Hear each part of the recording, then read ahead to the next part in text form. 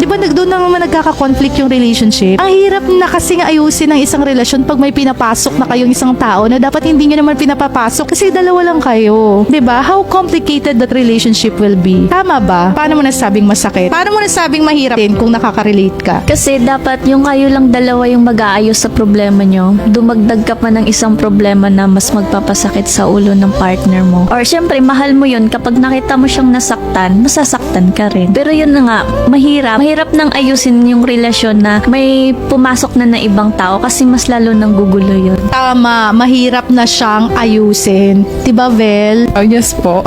Yes na lang ang masasabi. Yes po.